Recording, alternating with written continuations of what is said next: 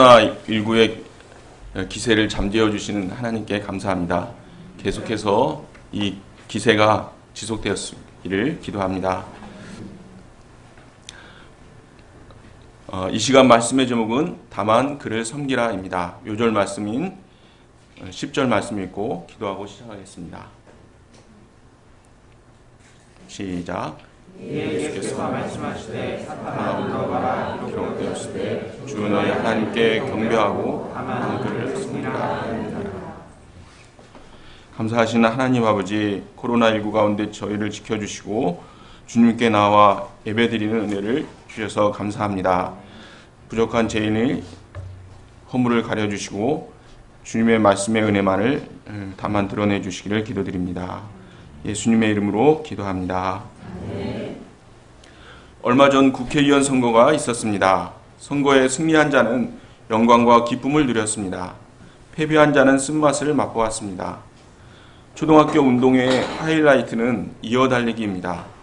이어달리기에서 이기는 팀은 다른 경기에 졌던 모든 아픔을 그 마지막 승리로 인해 잊어버립니다. 이처럼 우리는 승리할 때 기쁨과 영광을 누리게 됩니다. 그런데 우리가 꼭 승리해야 할 싸움이 있는데 그것은 마귀의 유혹과의 싸움입니다. 하지만 마귀는 너무 강교하고 강력한 반면 우리는 어리석고 연약하여 이 싸움에서 도저히 승리할 수가 없었습니다. 그러나 예수님께서 우리를 대신하여 싸우시고 승리하심으로 우리도 예수님 안에서 승리할 수 있게 되었습니다. 마귀의 유혹을 이기신 예수님을 통해 승리하는 인생 사는 법을 배울 수 있기를 기도합니다. 1절을 보십시오. 그때 예수께서 성령에게 이끌려 마귀에게 시험을 받으러 광야로 가사 3장에서 예수님께서 세례를 받으시고 물에서 올라오실 때 하늘로부터 성령께서 임하셨고 내 사랑하는 아들이라는 음성이 들려왔습니다. 이로써 예수님은 하나님의 아들이요 구원자로서 공식적으로 선포되셨습니다. 예수님은 공생애를 시작하시기 전에 먼저 성령에게 이끌려 마귀에게 시험을 받으러 광야로 가셨습니다. 시험에는 테스트와 템테이션이 있습니다. 테스트에는 어떤 목표에 도달했는지를 알아보거나 원하는 목표에 도달하도록 훈련하려는 선한 의도가 있습니다. 반면에 템테이션, 유혹, 특히 사단의 유혹은 사람을 타락시키고 죄의 종이 되게 합니다. 죽음에 이르게 합니다. 인류 역사상 수많은 사람들이 사단의 유혹에 넘어졌습니다. 첫사람 아담도 출애굽한 이스라엘도 넘어졌습니다. 인류의 근본 문제는 사람이 사단의 유혹에 넘어가 하나님을 불신하고 불순종하는 데 있습니다. 예수님께서 인류를 구원하시기 위해서는 유혹자 마귀와의 영적인 싸움은 피할 수 없었습니다. 마귀는 예수님의 공생애가 시작되는 처음부터 예수님을 유혹하여 구원 역사를 무너뜨리고자 하였습니다. 그러나 하나님은 섭리 가운데 사단의 유혹을 예수님의 메시아로서의 공적 세계를 준비하시는 테스트로 사용하셨습니다. 예수님이 시험을 받으신 장소는 광야입니다. 광야는 고난이 있고 위험이 있는 곳입니다. 출애굽한 이스라엘은 광야에서 40년간 시험을 받았습니다. 내 하나님 여호와께서 이 40년 동안에 내게 광야길을 걷게 하신 것을 기억하라. 이는 너를 낮추시며 너를 시험하사 내 마음이 어떠한지 그 명령을 지키는지 지키지 않는지 알려 하심이라. 유월절 어린 양과 홍해 사건을 통해 구원받은 이스라엘 백성들이 광야 생활을 통해 많은 훈련을 받은 후에 약속의 땅에 들어갔습니다. 예수님의 십자가의 은혜를 통해 구원받은 성도들도 광야 같은 세상에서 사는 동안 많은 훈련을 받습니다. 이 세상에서 겪는 수많은 일들 속에서 하나님의 말씀에 순종하는 삶을 배우게 되고 하나님의 백성다운 품성과 믿음을 덧입게 하십니다. 2절을 보십시오. 예수님은 40일을 밤낮으로 금식하셨습니다. 금식 기도하시며 다가올 구원 역사를 준비하셨습니다. 40일의 금식 기도로 영적으로 충만하셨지만 육적으로는 매우 줄이셨습니다. 하루 금식하는 것도 쉽지 않은데 40일을 금식하셨으니 얼마나 줄이셨겠습니까? 빠삐용이라는 영화에서 주인공은 굶주림으로 벽에 기어가는 바퀴벌레를 잡아먹었습니다. 과거 저의 선배님들도 가난하여 나무 껍질까지 벗겨 먹었다고 합니다. 이렇게 참기 힘든 때에 마귀가 나타나 말하였습니다. 내가 만일 하나님의 아들이여든 명하여 이 돌들로 떡덩이가 되게 하라. 이는 하나님의 아들로서의 능력을 지금 줄인 배를 채우는 데 사용하라는 것입니다. 배고픈 현실 문제, 떡 문제 해결을 위해 사용하라는 것입니다. 만일 예수님께서 돌들로 떡을 만드는 기적을 행하신다면 먹는 것 앞에서 참지 못하고 사단의 말에 순종하는 꼴이 되고 맙니다. 많은 사람들이 떡 문제, 고상하게 말하면 경제 문제를 가장 절실한 문제라고 생각합니다. 그래서 대통령이 되고자 하는 사람들은 소주성이나 법인세이나 같은 경제 관련 공약에 신경을 씁니다. 요즘 코로나19 바이러스로 안전과 함께 가장 많이 걱정하는 것이 경제 문제입니다. 경제 문제에 매여 있는 우리 마음은 여러 가지 현상으로 나타납니다. 젊은이들에게는 직장을 구하지 못하면 망할 것 같은 마음, 직장이 있는 자들에게도 언제까지 돈은 벌 수 있을까? 자식들이 광야 같은 세상에서 밥벌이나 제대로 할까? 은퇴하고 나면 노후에 어떻게 먹고 사나? 하는 걱정 등을 하게 합니다. 또 많은 사람들의 꿈이 돈 많은 부자가 되는 것입니다. 인간이 먹고 사는 문제로 고민하게 된 것은 아담이 죄를 범하여 타락한 이유입니다. 예수님은 사단의 유혹을 4절 말씀에서 이렇게 물리치셨습니다. 한번 같이 읽어보겠습니다. 시작. 기록되었으되 사람이 떡으로만 살 것이 아니요 하나님의 이름으로 떠나는 모든 것으로 될 것이다 하였느니라. 이 말씀은 신명기 8장 3절을 인용한 말씀입니다. 신명기 말씀은 가나안 입성을 앞두고 이스라엘 백성들에게 40년 광야 생활을 해상하며 주신 말씀입니다. 하나님은 광야에서 200만 명이나 되는 이스라엘 백성을 위해 하늘에서 만나를 내려주셨습니다. 동풍이 불게 하사 메추라기가 진에 떨어지게 하시고 옷과 신발은 헤어지지 않게 하시고 반석에서 물을 내어 마시게 하셨습니다. 이를 통해 하나님의 말씀에 순종하여 살 때 하나님께서 먹고 입는 문제도 해결해 주신다는 것을 가르쳐 주셨습니다.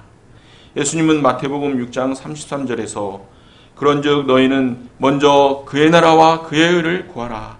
그리하면 이 모든 것을 너희에게 더하시리라 말씀하셨습니다. 또한 말씀을 통해 인간이 육의 양식만이 아닌 영의 양식인 하나님의 말씀을 먹어야 하는 영적 존재인 것을 알 수 있습니다. 하나님은 인간을 하나님의 형상을 지닌 영적인 존재로 창조하셨습니다. 그렇기 때문에 육신의 배가 불러도 영의 양식인 하나님의 말씀이 없으면 영혼은 메마르고 만족이 없습니다. 영의 양식인 하나님의 말씀을 먹을 때 힘이 나고 생명력이 넘치게 됩니다. 예수님은 40일간의 금식이라는 절박한 순간에도 하나님의 말씀을 우선하여 붙들었습니다. 떡이 아니라 하나님의 말씀을 선택하셨습니다. 그 어떤 것보다도 하나님의 말씀을 우선하여 살아가는 것이 승리하는 길입니다. 수많은 신앙 선배들이 빵보다도 하나님의 말씀과 사명을 우선으로 하여 살았습니다. 그럼에도 굶어 죽거나 망하지 않았습니다. 열매 맺는 인생 되게 하시고 먹고 사는 문제도 풍성하게 해결해 주셨습니다. 강주센터의 한 엘리야 목자님은 하던 사업이 망하여 많은 빚을 지고 신용불량자가 되었습니다. 인간적으로는 실패한 인생을 원망하며 조금이라도 돈을 더 모으고자 물질에 매이는 삶을 살 수밖에 없었습니다. 그런데 목자님은 힘든 상황을 극복하기 위하여 먼저 말씀을 붙들었습니다. 매일 말씀을 공책에 손으로 적었습니다. 그리고 말씀을 암송하였습니다. 이때 무뎌진 영혼이 깨어나고 생명력을 덧입게 되셨습니다. 많은 분들에게 힘을 주고 은혜를 끼치게 되었습니다. 그리고 물질 문제에 대해서도 하나님께서 일거리를 계속해서 주시고 빚도 전부 탕감받는 은혜를 주셨습니다. 5절과 6절을 보십시오. 첫 번째 유혹에 실패한 마귀는 한 번 졌다고 쉽게 포기하지 않았습니다. 예수님을 거룩한 성으로 데려다가 성전 꼭대기에 세웠습니다. 성전 꼭대기는 약 50m 정도 되는 높은 곳이었습니다. 내려다보면 현기증이 느껴지고 실수해서 떨어진다면 죽을 수밖에 없는 것이었습니다. 마귀는 예수님께서 말씀으로 승리하시자 자기도 말씀을 들고 나왔습니다. 예수님에게 시편 91편 11, 12절 말씀을 인용하여 그가 너를 위하여 그의 사자들을 명하시리니 그들이 손으로 너를 받들어 발이 돌에 부딪히지 않게 하리로다. 이것을 제시하며 이 말씀을 믿고 뛰어내려 보라는 것입니다. 정말 하나님이 천사들을 보내어 보호해 주셔서 죽지 않게 해주실 것인지 시험해 보라는 것입니다. 이는 하나님께서 나를 사랑하신다면 내가 언제 어디서 뛰어내려도 살려주셔야 한다는 생각과 비슷합니다. 이런 식으로 하나님을 시험하는 것은 하나님이 내가 원하는 대로 해주어야 나를 사랑하는 것이라는 식과 같습니다. 이런 생각과 태도는 하나님과의 사랑의 관계성을 파괴합니다. 사단이 시편 말씀을 사용하는 논리대로 한다면 하나님을 믿는 자들은 어떤 순간에도 다치지 말고 죽지 말아야 합니다. 순교는 있을 수 없는 일이며 더군다나 하나님의 아들 예수님께서 죽는 것은 상상할 수 없는 일입니다. 그러나 믿는 자에게도 환난이 있고 심지어 어떤 분은 순교를 하기도 합니다. 구원자 예수님에 대한 하나님의 뜻은 죄인들과 같이 낮아지시고 고난받으시고 십자가에 죽으시는 것이었습니다. 이로써 인류의 죄를 대속하시는 것입니다. 예수님은 마귀의 유혹을 신명기 6장 16절 말씀으로 물리치셨습니다. 한번 같이 읽어보겠습니다. 시작. 너희가 마사에서 시험한 것 같이 너희 하나님 여호와를 시험하지 말고. 또 기록되었으되 주 너의 하나님을 시험하지 말라. 이 말씀은 출애굽기 17장 1절에서 7절에 나오는 마사 사건을 배경으로 하고 있습니다. 출애굽한 이스라엘 백성들은 광야에 들어갔습니다. 광야는 아무것도 없었지만 항상 하나님께서 낮에는 구름 기둥, 밤에는 불 기둥으로 그들의 앞길을 인도하셨습니다. 그런데도 이스라엘은 물과 음식이 떨어질 때마다 하나님이 자신들과 함께 하시는가 의심했습니다. 이때 하나님은 만나와 메추라기로 그들을 먹여주셨습니다. 이후 르비딤이라는 곳에 이르러 장막을 쳤습니다. 그런데 그곳에 마실 물이 없었습니다. 이스라엘은 매일 기적을 체험하고 있으므로 하나님을 믿고 기다리든지 기도하든지 할 수 있었습니다. 그런데 그들은 모세에게 어찌하여 우리를 애굽에서 인도해 내어서 우리와 우리 자녀와 우리 가축이 목말라 죽게 하느냐 하며 원망하였습니다. 이들은 겉으로 모세를 원망했지만 마음속으로는 하나님을 원망하며 하나님께서 우리 중에 살아계시는가 시험하였습니다. 하나님은 이렇게 시험하는 이스라엘 백성들을 위해 반석에서 물을 내심으로 그들 중에 함께 계시다는 것을 보여주셨습니다. 그런 후에는 다시는 하나님을 시험하지 말라고 하셨습니다. 세계 1, 2차 대전으로 많은 사람들이 다치고 죽었습니다.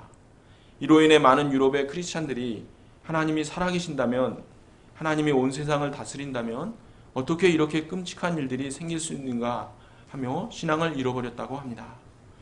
우리도 내 삶이 내가 원하는 대로 풀리지 않고 생각대로 되지 않을 때가 있습니다. 원하는 학점이 안 나오거나 취업이나 승진이 잘 되지 않을 때, 건강이나 가족 문제 등에서 고난을 겪을 때 하나님께서 과연 나를 사랑하신가? 하나님께서 과연 나와 함께 하시는가? 의심이 듭니다. 하나님께서 나를 사랑하신다면 이렇게 저렇게 해주셔야 하는 것이 아닌가 하는 생각을 갖기 쉽습니다. 로또를 사고 하나님 저 사랑하시는 거 맞지요? 하고 기도하는 사람도 있을 수 있습니다. 그러나 우리는 어떤 경우에도 하나님을 시험하지 말아야 합니다. 하나님의 선하신 주권을 믿고 신뢰해야 합니다. 사도 바울은 몸에 질병의 가시가 있었습니다. 그래서 가시를 제거해달라고 하나님께 간절히 기도했습니다. 그런데 하나님께서 해결해 주시지 않고 말씀하셨습니다. 내 은혜가 내게 족하도다. 이는 내 능력이 약한 데서 온전하여 짐이라. 이때 바울은 하나님의 사랑을 의심하며 힘들어하지 않았습니다. 오히려 하나님의 뜻을 깊이 영접하고 하나님께 감사했습니다. 고린도후서 12장 10절은 이렇게 고백했습니다. 한번 읽어보겠습니다. 시작.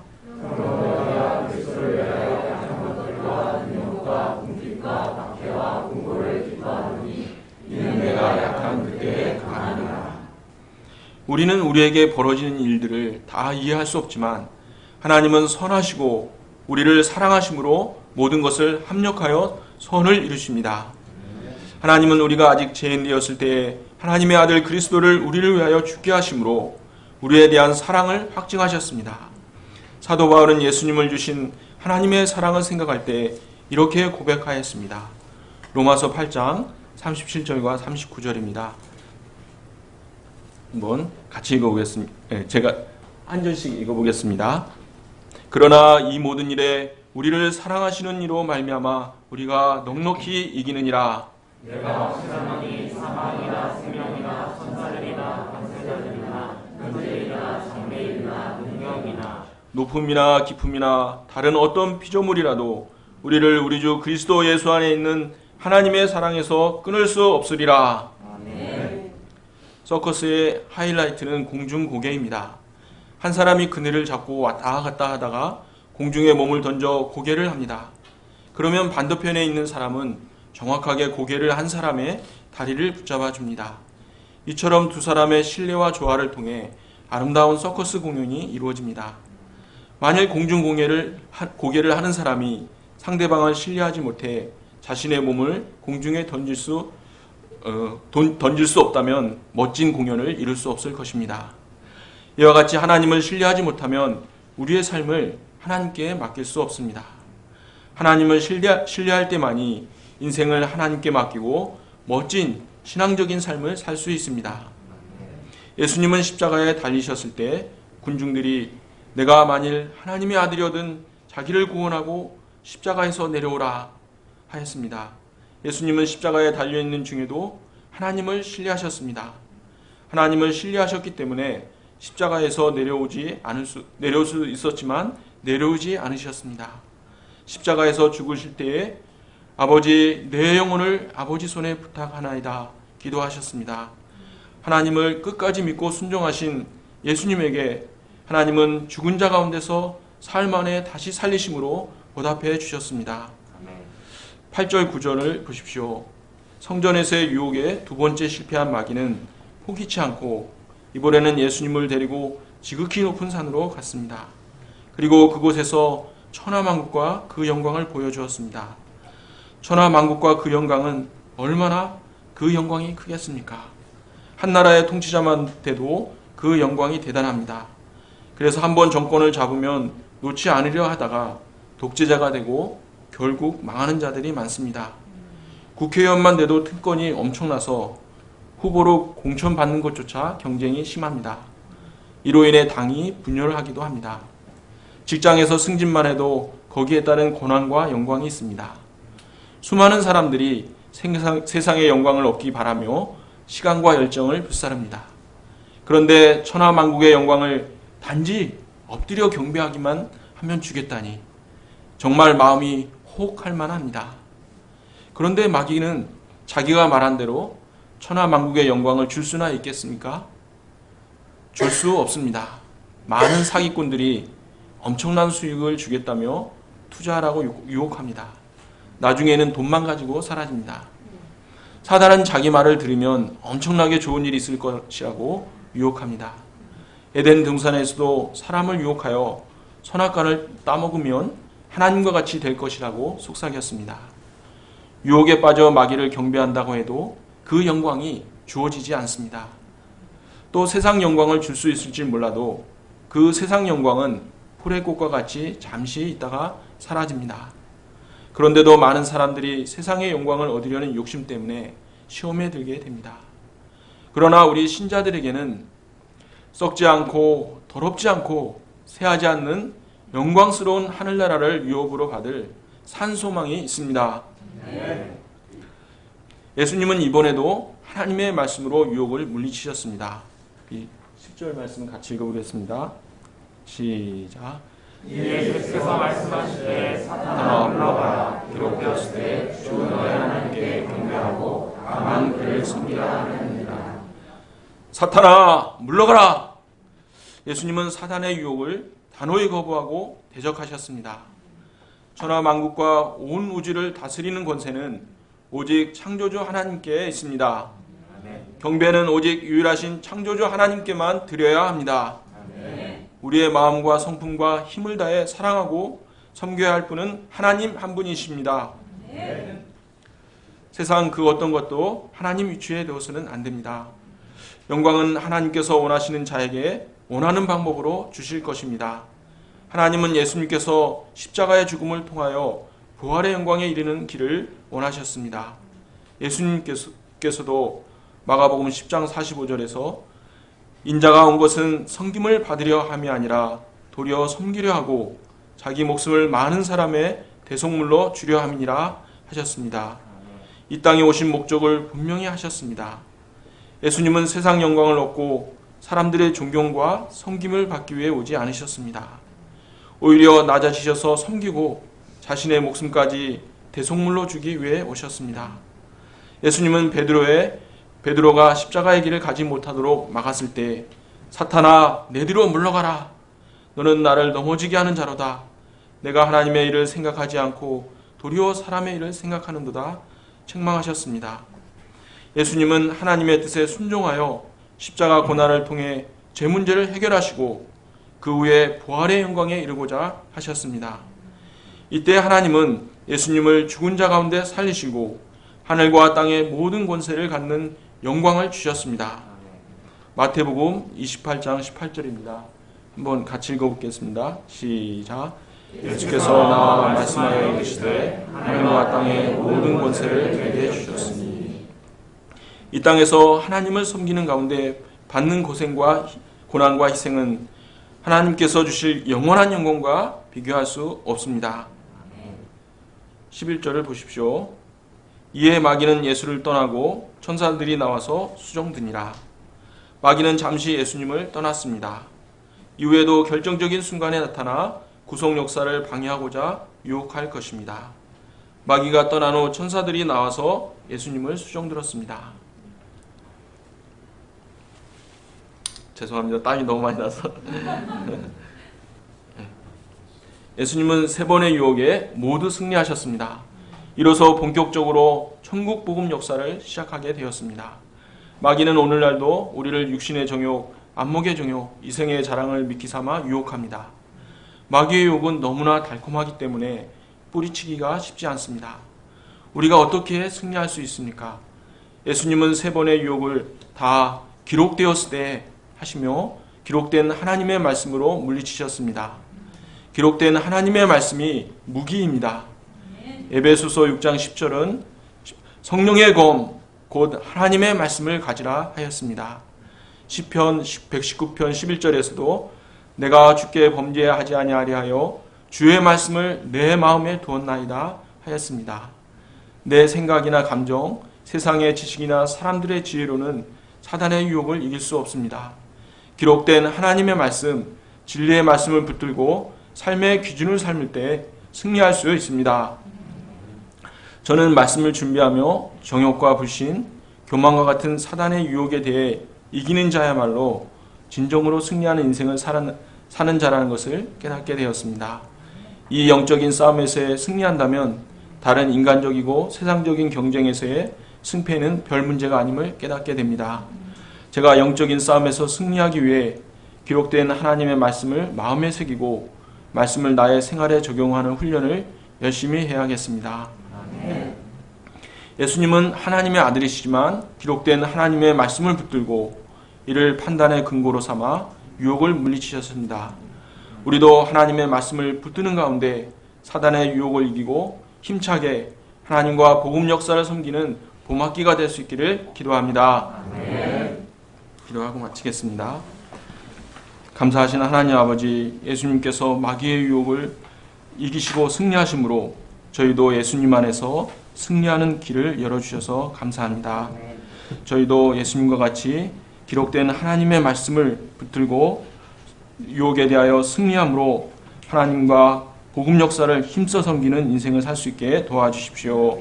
예수님의 이름으로 기도합니다.